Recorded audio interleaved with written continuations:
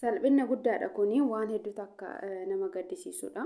Waan hedduu takka nama qaanessuudha. Egaa heeluu akkuma argitani qalabatii gochuudhaaf jilbifateetii jirti jechuudha.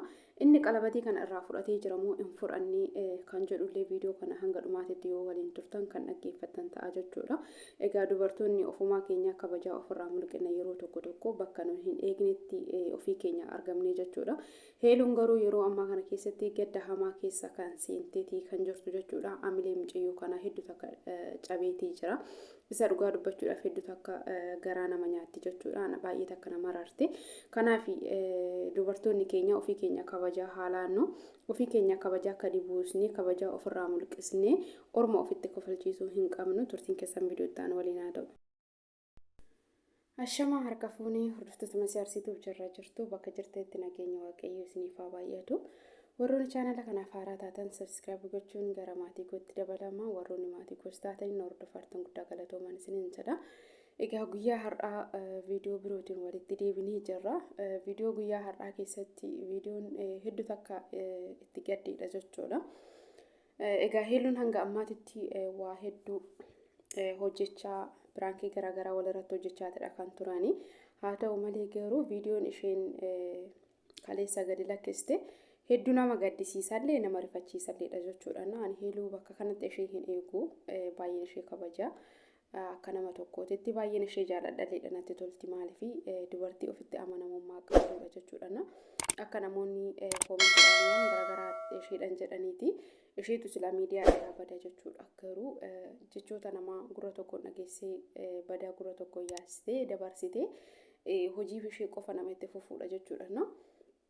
Innaa maaltu ishee muudate jettanii naatii ni jaalatti jechuudha. Wal jaalatu kan beeknus kan arginus akkasittidha waan ta'eef jechuudha. Innaa hiriyoota ishee waamtee diikoorii qopheessitee keekii bittee isheenis uffattee waan akkasii eegdee jechuudha. Hiriyoota isaallee akka isaan suufii uffatanii bakka sanitti argamanidha kan isheen taasiste jechuudha. Hiriyoota dubartootas kan dhiirotaatis akkasitti. Erga akkasitti haala saniin diikoorii wanta hundaayyuu bareechistee isa eegdee booda isa garuu sarpiraayizii gochuu barbaadde jechuudha. Bilbilteetu waamtee bilbiltee yommuu inni dhufu innillee hin shakkine wanta isheen isaa ittiin waamte kana jechuudha. Anillee guyyaa jaalalaa erga wal jaalatanii waggaa guutanii yookiin akkasumatti fakkaatee yookiin erga yuutuubii waliin eegalanii waggaa natti fakkaatee sarpiraayizii gootinsee akkasumallee guyyaa dhalootaa isaa natti fakkaate jechuudha. Garuu dhimmichi kan ani shakkee yookiin kan innis keessa isaatti yaadeen osoo hin taane kan biraa ture jechuudha.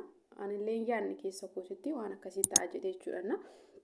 Sababbiin isaa dubartii tokko irraa kana hin eegu jechuudha. Hanga fedheeyyuu yoo jaalatte namni kun ganaa jireenya waliif hin taane ganaa nama boruu abbaa manaa kooti jettee abdattuudha malee har'a jaalala waliin jiranii dhiisee kan biraa jaalachuu danda'a, dhiisee kan biraa jaalachuu dandeessi waan ta'eef jechuudha. Kanaaf haala kanaan akkas gochuun ishee sirrii miti jedheen yaadaan akka nama tokkootitti jechuudha. Sababbiin isaa wanta inni gochuu qabu isheen kan goote bakka inni silaa bu'eetii wanta san raawwatee ishee sarpiraayizii gochuu qabu isheen bakka isaa buute sarpiraayizii goote jechuudha. Sirrii miti hanga fedhe jaalalli yoo jiraate dubartiin ofii isheetiif kabaja laachuu qabdi jedheen yaadaan jechuudha. Jaalalli har'a jiru boru jiraachuu dhabama. Kana yoon jedhu nama yaada lama qabu mitiiti lukti lamaan nama walitti bu'a jechuudha. Kanaaf gaafa san ittiin waqqasuu ta'a. Jechuudha erga dhufee booda maaltu ta'e yoo jettanii ligdatis miti guyyaa jaalala ittiin wal jaalatan yookiin walitti dhiyeetan wal baranis miti jechuudha. Dhimmichi baay'ee giraa nama aggaabaa jechuudha. Baay'ee tokko ulfaata dhugaa dubbachuudhaaf jechuudha. Erga gara duubaa gara galii jettee ni booda sarpiraayizii gochuudhaaf ka yommuu inni gara duubaa achi garagalee jedhutti isheen jilbeeffattee qalabatii gochuufidhaaf yeroo yaaltutti inni baay'ee tokko rifate jechuudha. Piraankiillee akka hin taane rifaatuun fuula isaanii irra jiru ni hima jechuudha. Dhimmichi piraankii miti. Osoo piraankii ta'e rifaatii san keessallee hin galan ture hiriyoonni biyyaansi jechuudha. Biyyaansi isheen yoo isaan piraankiillee gooti ta'e hin beeku ani garuu dhimmichi baay'ee tokko ulfaataa ture jechuudha. Innis qalabatii san irraa fudhachuu hin dandeenye waa hedduu akkasitti diikoorii waa hunda qopheessitee isa eegdee jechuudha. Keekni hafni diikooriin haalli ittiin qopheessitee iyyuu adda isa dhugaa dubbachuudhaaf jechuudha. Yeroo ishiin jilbifattee qalabatii gootuuf qalabatii kana godhachuu didee jechuudha walumaa galatti. Qalabatii kana godhachuu didee baay'ee namatti dhagahama jechuudha. Garuu isheenis bakka inni silaa wanta inni godhuu qabu isheen gochuu hin qabdu. Isheen dubartiidha. Hanga feete yoo jaalatte jechuudha. Sababbiin isaa jaalalli walqixa garuu wanta dhiirri gochuu qabu dhiirumatu godhuu qaba jedheen yaadaan jechuudha. Dubartii irraa hin eegamu. Baratamaas miti waan baratames miti waan ta'eef iyyuu dhiirumatu gochuu qaba jechuudha. Bakka sanatti heeluun baay'ee takka dogongorte. Sana booda ni boochee diikoorii qopheessitellee baballeessuu eegaltee caammaan irraa baasaa jechuu eegaltee waan akkasii jechuudha. Baay'ee rifatan hiriyoonni isheetillee boo'ichatti eegaltee jechuudha. Boo'uu eegaltee asirratti wanti ani naatii dinqisiifadhe tokko yoo jiraate maadhannis hiriyoota isaa fuulduratti fakkeessuudhaaf jecha osoo ishee jedheefii jiraate. Sirrii miti jechuudha. Keessi isaa yoo hin ayyaminiif namni tokko waan tokko ishee jechuu hin qabu. Wanta keessi isaa fedhe tokko, wanta keessi isaa barbaade tokko gochuu qaba malee fakkeessuudhaaf yookiin nama san gammachiisuudhaaf jecha gochuu hin qabu jechuudha. Maaliif keessi isaa fedhii hin qabu waan ta'eef iyyuu jechuudha. Bakka didee sanitti na gammachiise erga keessi isaa fedhii hin qabaatini erga karoora gara fuulduraa innillee ni qaba. Jechuudha yeroo baay'ee akka waliin dubbachaa ture yeroo baay'ee akka itti himaa ture yeroo amma haala amma keessa jiran kanatti qalabatii gochuu fi akka hin dandeenye piroomisii maal jedhan isaan kana jechuudha akka gochuu fi hin dandeenye itti himaa ture jechuudha garuu waan jaalattuuf isuma hundaayyuu cabsitee jecha inni jedheen sanniiste ofii isheetii kan qalabatii bittee hiriyoota ishee waamtee qalabatii isaaf goote jechuudha. Diduun isaa ana gammachiise. Keessi isaa erga hin barbaanne sa'aatii barbaadu sanitti erga isaa hin ta'ini erga karoora gara fuulduraa qaba yeroo sanitti jedhee erga yaadee har'a ishee gammachiisuudhaaf jecha godhachuun hin barbaachisu jechuudha. Kanaafi qalabat xaatinjii libbaa asiram jedhanina. Kanaafiyyuu qalabatiin quba hidha malee libbii namaa hidhuu hin danda'u. Kanaafidha nama tokko qalabatii hidhaniifis kiyya ta'a jedhaniitii dirqamaan erga namni sun fedhii hin qabaatini taasisuun kuni dogongora jedheen yaada jechuudha. Inni guddaan namni keessan yoo wal amanee wal jaalateedha malee qalabatiin faayidaa hin qabu jechuudha jedheen yaadaan jechuudha. Kanaafi dubartoonni hanga fedheeyyuu yoo dhiira jaalatan jechuudha. Baasnee dubbachuun iyyuu sirrii miti jedheen yaadaan jechuudha. Guyyaa tokko ittiin nu arrabsa ofitti amanamummaa akka hin qabne nu taasisa jechuudha. Sababbiin isaa ofii keenyaa barbaannee ofii keenyaa jaalannee yeroo inni fedhii hin qabnetti yeroo inni jaalala jireenya nu hin barbaannetti nuti barbaanne isa waliin jiraanne waan ta'eef iyyuu akka barbaadetti nu jiraachisuu danda'a. Osuma jireenya iyyuu jedheen waliin eegalee jechuudha.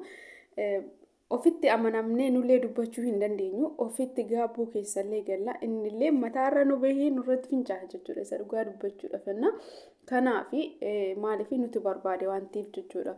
Dhiirri yoo dubartii takka barbaadee jaalatee ofii isaatii jaalate wayyaaf malee dubartiin isa jaalattee yoo itti heerumte yeroodhaaf ishii jechuufii danda'a. Garuu guyyaa tokko mootii ittiin arrabsuus danda'a akka isheen mirga isheetillee eeggattee ittiin hin dubbanne afaan ishee qabsiisuu danda'a jechuudha. Maaliifis barbaadee natti heerume narraa bahee jechuu ni danda'a jechuullee mirga qaba jechuudha.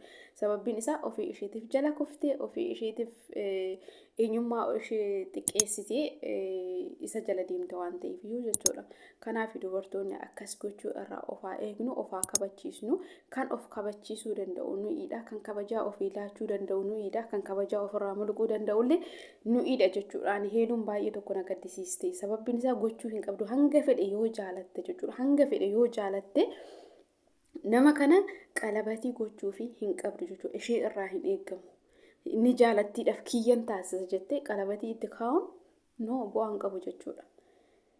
Innis gochi inni godhee hedduu takka isa dinqisiifadha. Fakkeessuudhaaf jecha hiriyoota ishee fuulduratti ishee qaanessuudhaaf jecha hin goone erga keessa isaa fedhii hin qabaanne akkasitti argisiisuu qaba waan ta'eef iyyuu jechuudha. Wanta keessi isaa hin barbaadin dirqamaan fakkeessuudhaaf jecha gochuu hin qaban jechuudha. Amma nama tokko hoggaa laaltanii nama rartee kan akkas ture waan isheen na jaalattuuf ishee fuudhe malee ishee jaaladheetii miti jedhu gaafa bultii isaanii hiikan jechuudha. Miidiyaa irratti illee wantoota argaa jirru.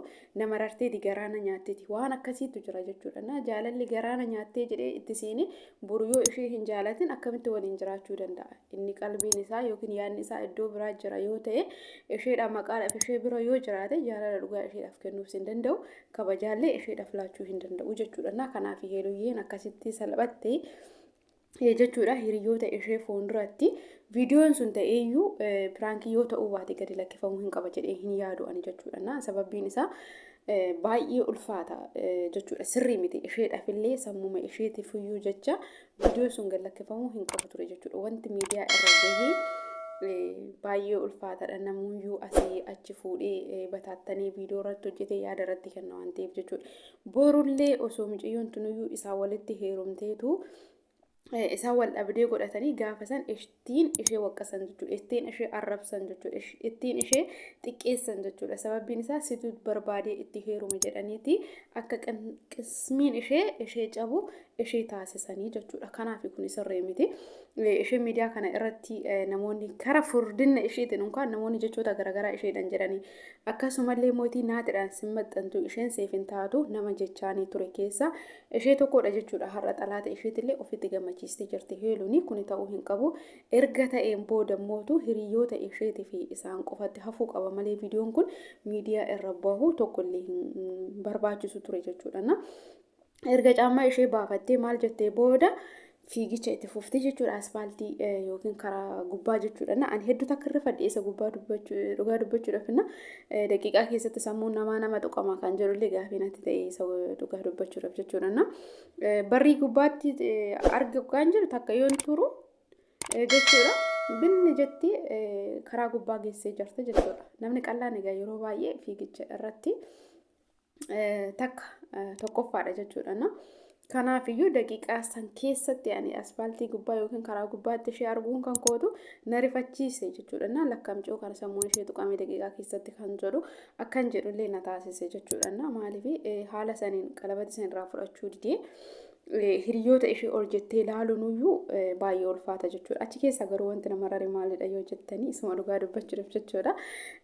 Birrii akkasitti itti baastee wacii itti taatee keekii itti bittee keekiin sun osoo hin nyaatamin diikoorii isa waliin osoo suuraa bareeda hin ka'in achi akkasitti isheen akkuma bin jettetti karaa gubbaa bahuun ishee baay'ee tokko na gaddisiise. Kanaaf bichaa hedduu takka gaddee jira jechuudha. Garuu naatii guddaa tokko natti tolee jira. Namni kamiyyuu yoo fedha keessa isaa hin ta'in fakkeessuudhaaf jecha waan tokkotti seenuun gaarii miti jechuudha. Heeluun illee sirrii hin hojjenne maqaa dubartoota.